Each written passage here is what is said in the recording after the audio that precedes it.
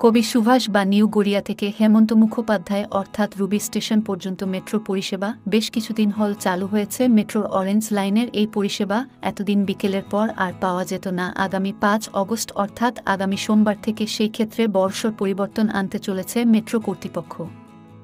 একদিকে অরেঞ্জ লাইনে পরিষেবা বৃদ্ধির সিদ্ধান্ত নেওয়া হয়েছে মেট্রো কর্তৃপক্ষের তরফে। তার মানে আগে যে পরিমাণ ট্রেন চলত, এবার থেকে তার চেয়ে বেশি ট্রেন চলবে। তার সঙ্গে সময়সূচিরও পরিবর্তনও করা হচ্ছে। প্রথম ও শেষ মেট্রোর সময়েও বদল করা হচ্ছে। গত মঙ্গলবার এই বিষয়টি জানানো হয় মেট্রো কর্তৃপক্ষের তরফে। তবে প্রথমে জানানো হয়েছিল সোম থেকে শনিবার এই রুটে মেট্রো পরিষেবা পাওয়া যাবে। পরে মেট্রো কর্তৃপক্ষ জানায় আগের মতো সোম থেকে শুক্রবারই পাওয়া যাবে পরিষেবা।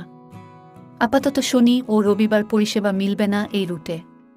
মেট্রো রেলের তরফে জানানো হয়েছে আগে অরেঞ্জ লাইনে আপ ও ডাউন মিলিয়ে ৪৮ বার ট্রেন চলত, কিন্তু আগামী ৫ অগস্ট থেকে সেই সংখ্যা বৃদ্ধি পাচ্ছে।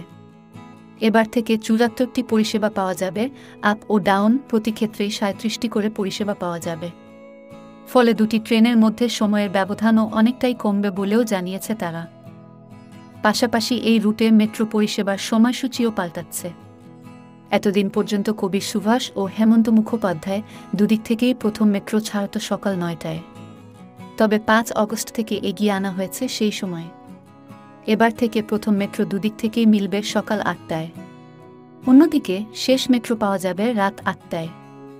এতদিন বিকেল ৪:৪০ ওই লাইনে শেষ মেট্রো ছাড়ত দুই প্রান্তিক স্টেশন কবি সুভাষ ও হেমন্ত মুখোপাধ্যায় থেকে।